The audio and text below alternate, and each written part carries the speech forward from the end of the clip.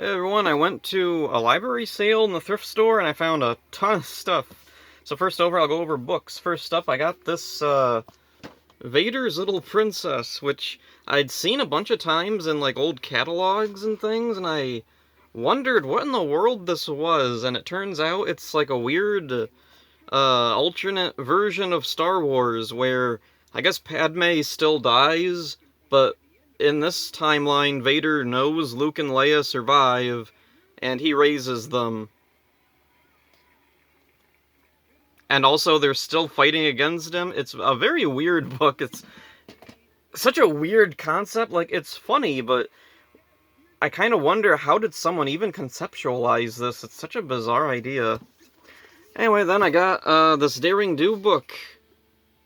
Yay.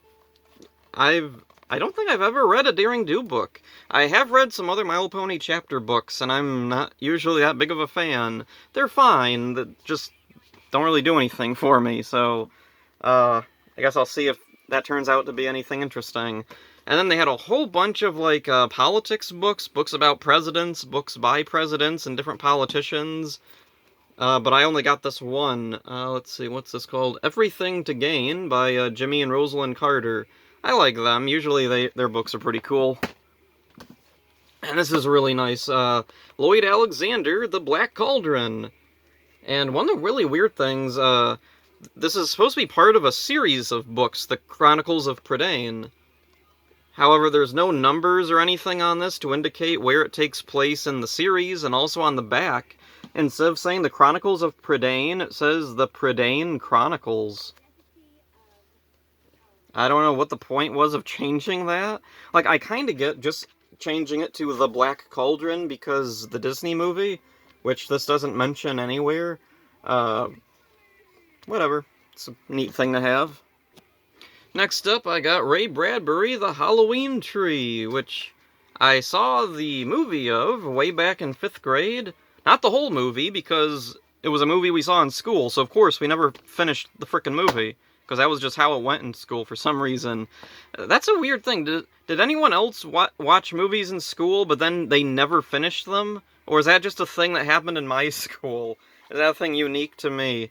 So anyway, I've read some of Ray Bradbury's stuff. I like him a lot, and I like Halloween, so yeah. I was curious to read the original Halloween Tree book. And we got another My Little Pony thing. Let's see, Meet the Ponies of Maritime Bay. So yeah, G5 ponies. I thought this was just going to be a movie adaptation, but somewhere in here there is a character from the TV show spinoff that they did later. Oh, there it is. So Hitch has this little green dragon named Sparky, who I think is the only thing in this whole book that, yeah, is not from the movie. Everything else in here is just movie-based. And then I got Doug's Big Comeback, which I actually already have a copy of, but it was free, so I figured, sure. It's falling apart. It's not in very good shape. My copy is actually in better shape. But, whatever. I got another copy now. Maybe I'll try to sell it at some point. And then, Puzzle Place. I have another Puzzle Place book, one about Ben. This one is about Kiki. Anyway, the artwork's nice. You know what's kind of funny is, let's see, her shoes change throughout this book. Like, she has normal shoes there, then she has, like, these white cowboy boot things that she has most of the rest of it. And it's just weird, because the show, these were, like, yeah, it's so bizarre seeing them walk around like that in these, images. That was, the other character. Okay, that's why the shoes are different. A lot of them have very similar faces, because, yeah, these were, like, Muppet puppets. And a lot of the times, you don't see their feet because, you know, there's puppeteers moving their upper bodies around. So, and that's a weird thing with Muppet and Sesame Street books also, is when you see the characters, like, they're, like, full body walking around and stuff, especially, like, the pure puppet characters. Like, Big Bird is like, a character that you usually do see walking around on two legs in the show, but then when you see, like, Elmo or Grover or someone doing that in a book, in the illustrations, it just looks really weird to me. Anyway, moving on. Here we got another Halloween thing. The Halloween Pumpkin Smasher. And, it's falling apart a little bit there, unfortunately, but Yeah, I really like Halloween iconography, and, like, I don't know, something about the book's illustrations was really appealing to me. I'm gonna try and open this without messing the book up too much. Ooh, that's a cool picture there of that house. And, oh, nice witch there. That is cool. Don't know anything about this book. Oh, raccoon. And this was a weird thing. The very first Baby Blues book. Yeah, the comic strip Baby Blues. This was back when they only had the one baby, and I don't think it had a name originally. Did they name the baby? Okay, they do say it's a girl, so they settled on it's a girl. So it just says, the baby. How long before they name it? Her name is, Zoe, isn't it? I can't remember. But anyway, yeah, it's weird looking back at this, because now the comic strip has been going so long that the first baby has grown up, gotten a little brother, he's grown up, and now there's a third baby. Okay, so next up, here's a CD that I got. Intersyntholite Star Inc. 28 synthesizer hits. Okay. There's some songs I recognize, but it doesn't give, like, the band names. It just says who wrote or composed the music. There's a couple of John Williams things in here, E.T. and Star Wars. So I'm really curious, what in the world... Is this covers, or is this actually, like, synthesizer versions of these songs that, like, were done by the original people? Or I don't know.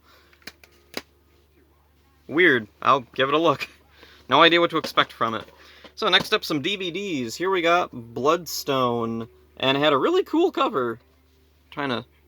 Okay, you can kind of see the cover there. There's a lot going on. It looked really cool, and I saw the cast list up here, and I know none of these people. Christopher Neame, Jack Keller, Brett Stimley. That one sounds familiar, I might know them. Anna Nicholas, Charlie Brill. Dwight Little, Murder at 1600. I don't know what that is either. Nico Masterakis, The Greek Tycoon. I don't know those either. On the back it says, if you enjoyed Romancing the Stone and Raiders of the Lost Ark, you'll thrill over the intensity of Bloodstone. And looking at the back, yeah, you can definitely see some Raiders, Romancing the Stone influence in there. At least I assume it's influence. Let's see, this movie, what was it? I think this was a 1988 Omega Entertainment. So, yeah, long after Romancing the Stone and Raiders came, or at least, when did Romancing the Stone come out? I can't remember. Anyway, moving on. The Littlest Light on the Christmas Tree, which I know from Phalus. He did a pretty funny video about this movie. And, yeah, I'm probably never going to watch this, but the box is really interesting. So on the front of it, we have some little award things down here. So this one, the 2004 Accolades Award Best in Show, 2004 Best Music, and Film Advisory Board Award winner. Okay. Oh, and then there was a thing on the back. See The Littlest Light live on stage in the all-new holiday musical. There is a live musical of The Littlest Demon Light on the Christmas Tree. It's so weird to think, like, someone took this stupid, crappy movie and made it into, like, a live show? What? And then I got some horror movies that I don't know anything about, but, so first up we have, Anatomy. The Subject is You. Okay. I know nothing about this. I'm looking at the cast list. I don't recognize any of the names. There's a lot of bonus features. Yeah, all that. And it's not all, like, just crap, but a lot of that is actual bonus features. Let's see, audio options, German, that's odd. It's, let's see, director's commentary, deleted scenes, music video.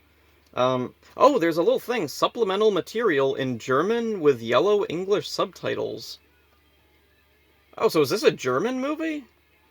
That might be why I don't recognize a lot of the names. Makeup featurette, making of featurette, talent files, theatrical trailers, production photos, storyboard comparisons, scene selection with motion image.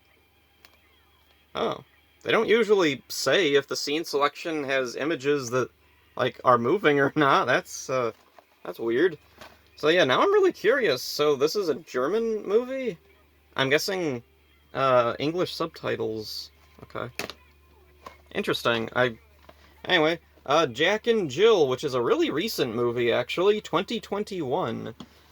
And it's about, so there's these two people who happen to be named Jack and Jill, I guess, and, they're cannibals? Hunting down some campers. Nobody in there that I recognize. Story sounds basic, it's just the name is dumb. Like, I don't know why in the world someone decided to take, the Jack and Jill, like, poetry, nursery rhyme characters and decide they're gonna be murderous cannibals? I don't know, I guess it's the same logic that got us the Winnie the Pooh horror movie, or the Popeye horror movie, or the Mickey Mouse horror movie, and all the other garbage they're gonna make. Okay, so last up for DVDs, here we got Night Swim, Collector's Edition. And this was even more recent, 2023, or 2022. Has both years on it. Let's see, what does this say? The producers of M. Thrigan. Let's see, blah, blah, blah. It says, oh yeah, also, from the producers of M. Thrigan and The Nun. I know it's Megan, but I don't know. M. Thrigan's funnier to say.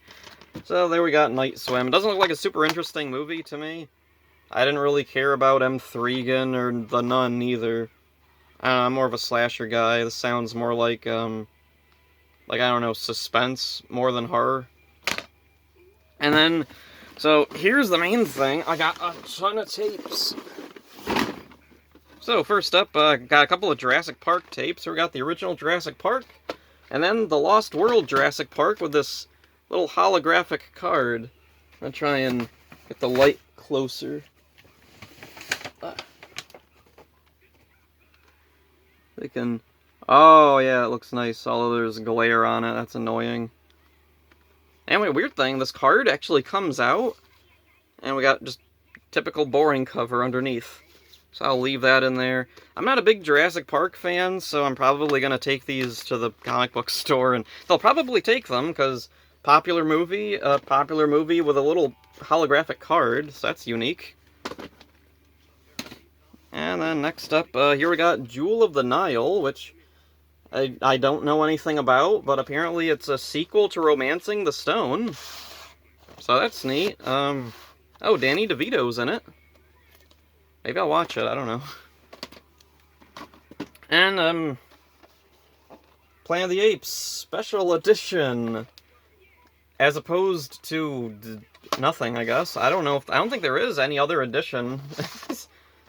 Includes an inside look at the upside-down world of Planet of the Apes and an exclusive making-of featurette hosted by Michael Clark Duncan.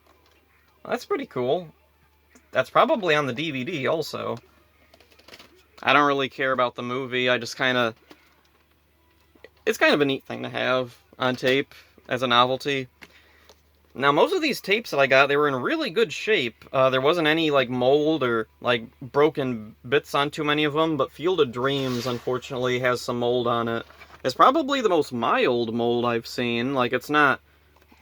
There's not a whole lot, but, yeah, more than I want to risk playing this for. Also, it's Field of Dreams. I don't need to watch the tape of this. It's a pretty common movie. And this was kind of cool. The first James Bond movie, Dr. No. I don't know if I'm a James Bond fan or not. Back in high school, I did try reading some of the books. I read From Russia with Love, and I remember I liked it, but it was a very slow-paced book, a lot of it. From what I remember, a lot of it is just Bond, like, sitting next to a pool and ogling girls. I like 007 GoldenEye on the Nintendo 64, and I like the GoldenEye movie fine. But yeah, I've never really gotten into any other James Bond things. I'm trying to remember. I know I saw a couple of the movies on TV at one point or another, but I don't remember anything about them. And I figured, like, this being the first movie, it's a good place to start. And so next up, here we got Hook. I've actually never seen Hook. I, like, heard about it my whole life. I've seen this tape around, but yeah, I've never actually gotten around to watching this, actually. So that'll be an interesting, experience to watch that for the first time. And here we got Cats. I remember years ago at the video store, I would see this cover, and I would just wonder what in the world kind of movie is this? And, like, I would look at it, and, I didn't know what to think about it. It's a 2-tape set, also.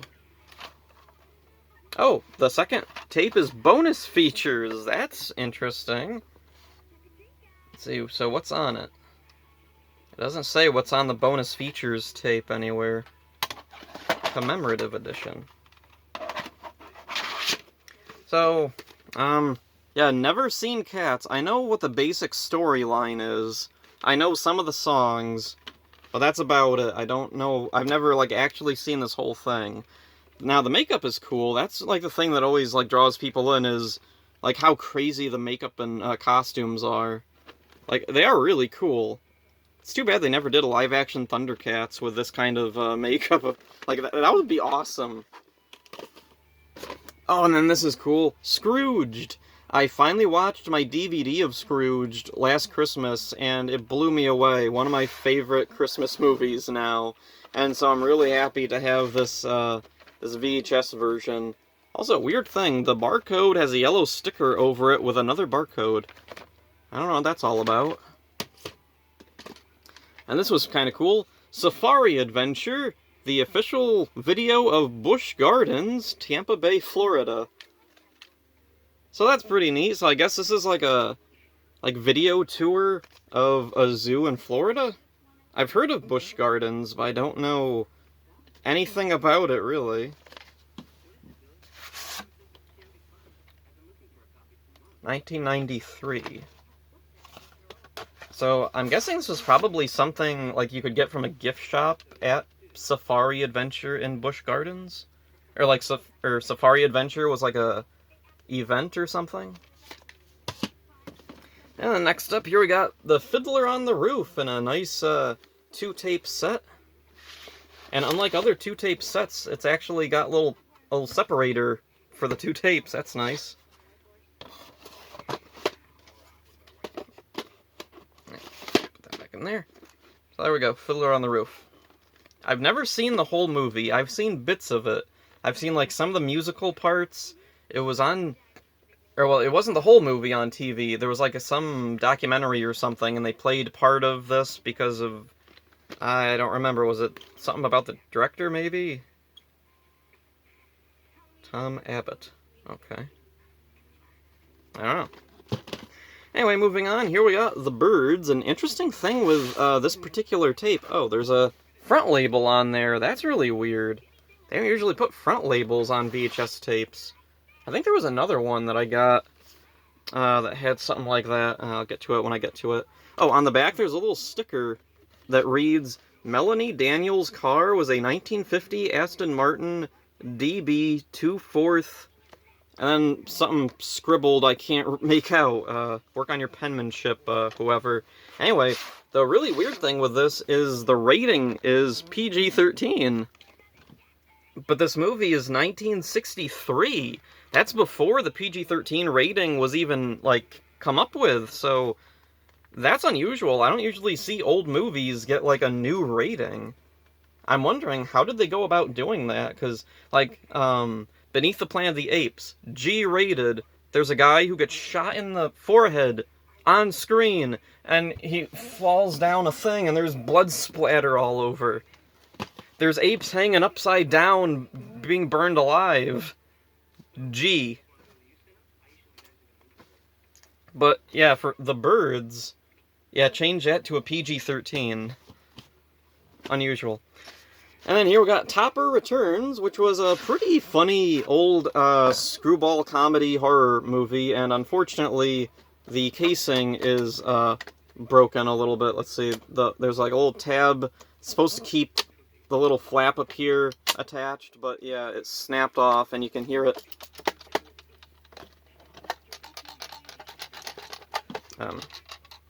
Anyway, you can hear it rattling around in there. So I'll have to open this up and get the piece out, maybe switch out the top flap so I can actually watch this if I feel the need. I don't know if I'll actually bother, because I know the movie, and it's a cool movie, but I have it on DVD. Next up, Secrets of the Unknown, Volume 2. Powers of the Mind, Psychic Detectives, Witches, and Curses.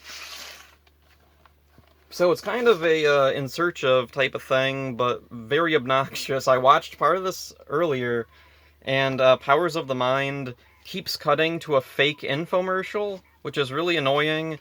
The host is fine. Who's the host?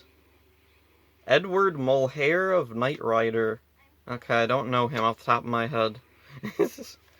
But anyway, it's an okay show. Like, if this was on TV, I'd probably watch it back in the day, but on tape, it's kind of redundant. And then here we got Who Framed Roger Rabbit. So that's cool. Oh, and it's got the big label. They really wanted Beta to win, didn't they? I don't know if this has a cartoon at the beginning or not. I know there's some Roger Rabbit tapes that have a cartoon at the beginning, but I don't know. It doesn't say anywhere if this has one or not. I think this is one of the original tapes. Oh, and the label has like kind of a shine to it. So that's neat. And then next up here we got Bushwhacked. Which, another thing that I know mainly from YouTube reviews. I remember Cinema Snob, I can't remember if he reviewed this movie first, or if he just had the trailer guy going Bushwhacked as a punchline a lot. Oh, this is the one that had a front label. But it's not a label that actually helps. It just says 20th Century Fox Home Entertainment. Oh, and the label gets caught under the stupid little flap they have on the inside of the box. Like, that does keep the box nice and sturdy, and it keeps the bottom from getting worn out, but yeah, it also catches the label. So that's kind of annoying. Oh, and somebody named Williams wrote their name on the box, and on the tape itself, right above Bushwhacked in black there.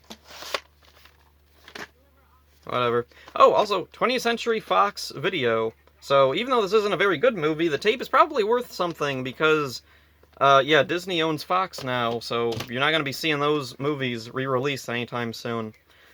Next up, Curse of the Forbidden City, narrated by Leonard Nimoy. So, yeah, of all these, like, in search of type of things I've been finding, this will probably be a bit more like in search of, because it has Leonard Nimoy narrating. Let's see, I don't really have any big interest in the Forbidden City, but, I'm sure it's a cool thing, plus, yeah, Leonard Nimoy. Oh, and this is really cool. The Adventures of Indiana Jones box set from, what was this, 1999, I think? Yep, 1999. So they have all 3 Indiana Jones movies on tape, which is cool because I don't have them all on DVD. I have Crystal Skull on DVD, and I just never really cared enough to get the DVDs of Indiana Jones, because for whatever reason, I'm just not that big of an Indiana Jones fan. So here we got Last Crusade, which I do have another tape of, but that one is unfortunately completely overtaken by mold. Oh, there's a little booklet inside, Passport to Excitement. And it's never been opened. Oh. I don't know if I want to open that or keep it intact. Oh, and an interesting thing, at the bottom it says Chapter 25, but it's only the 3rd movie. It's the 3rd Indiana Jones thing of anything. And then the others say 24 and 23. So I guess that's to tie in with the Young Indiana Jones TV show? So that, I don't know. I guess if you're lucky enough to have all of the Young Indiana Jones show, then you can line all these up and you have the whole saga or whatever. And then here we got Groundhog Day, which is an okay movie. I watched it a couple months ago. Not my favorite movie. Bill Murray's great in it. It's got some great stuff, but I don't know. For me, the movie kind of falls apart in the second half after he figures out, like, basically how the rules of the time loop work. It just kind of drags for me. And then next up here we got Charlie, which is the adaptation of Flowers for Algernon. Now, I have two versions of the Flowers for Algernon. Is it Alger or Alger? Whatever. So anyway, I have two versions. I have a short story version, and then I have, like, the whole book version. And I really liked it when I was younger, and I knew that there was a movie because the book version has this same image on the cover. But, yeah, I could never find it. And it turns out I probably wasn't looking in the right place, because I was looking for Flowers for Algernon. I didn't know they changed the title to Charlie, spelled with a backwards R and a Y. Let's see, Charlie Gordon. So, is there anybody I know in I don't think there's anybody I know in this. Okay, so yeah, I don't know, maybe it's a good movie. I really like the book, so I'm looking forward to the movie. I have to see if, okay, the top is being annoying. So yeah, Charlie. Oh, also it was from Hollywood Video, and there's some Hollywood Video stickers, and that's kind of cool to see. So, let's see, I think that's everything. Yep, that's everything that I got. Hope you enjoyed this. See ya.